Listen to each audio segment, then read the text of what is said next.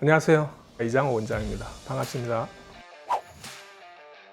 쌍꺼풀의 어떤 원리라 하면은 가장 기본적인 컨셉은 그겁니다. 눈을 끌어올리는 그 힘이 피부까지 전달이 되게끔 만들어서 그 라인을 따라서 자연스럽게 접혀서 땅굴이 생기게 하는, 그게 어찌 보면 이제 기본적인 베이스의 원리라고 보시면 되겠고요. 그 이제 눈을 뜨는 힘을 피부 쪽으로 전달하기 위해서 여러 가지 방법들이 있습니다. 근육 자체를 갖다가 연결하는 경우도 있고, 그 근육을 싸고 있는 막을 이용해서, 아니면은 그 근육과 붙어 있는 건판의 어떤 섬유 조직들을 이용해서 피부에 연결을 한 다음에 쌍꺼풀이 생기게끔 하는 방법들이 이제 대부분인데, 출자에 따라서 이제 선호한 방법들이 워낙 다양하고 하기 때문에 누구의 방법이 맞다 그러다 이렇게 말씀드릴 수는 없을 것 같아요.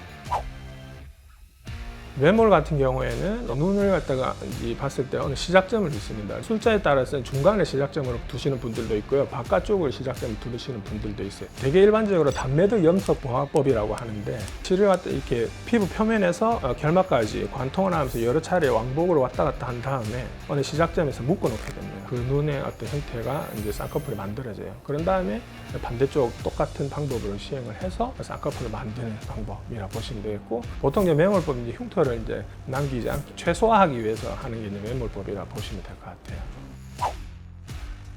절개법 같은 경우에는 피부가 두껍거나 지방이 많다든지 피부 처짐이 있는 눈들 같은 경우에는 선만 이렇게 만들어 가지고는 이게 모두 다 묻혀버린다든지, 이게 또 선 자체가 또 잘 안 만들어지는 경우가 있어요. 그래서 늘어진 피부나 너무 풍부한 조직 같은 경우에 그걸 좀 제거를 해주면서 이 눈 뜨는 힘이 피부 표면까지 전달하게끔 하기 위해서, 만약에 피부가 두꺼우면 그 힘이 전달되는 데까지 너무 많은 어떤 거리가 있고 강도도 이제 약해질 수가 있기 때문에 그걸 좀 더 튼튼하게 유착을 시켜서 봉합하기 위해서 이제 피부 쪽 되도록 직접적으로 힘이 전달되게끔 하기 위해서 절개를 한다 보시면 될 것 같아요.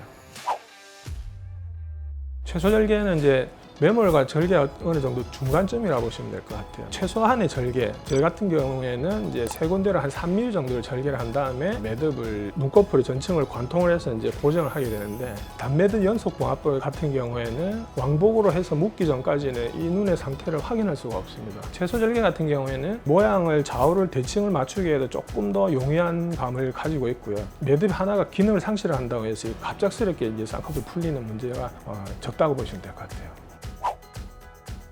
앞트임 같은 경우는 이제 보통 몽고주름이 있어가지고 그게 이제 답답하게 보이는 경우가 생깁니다.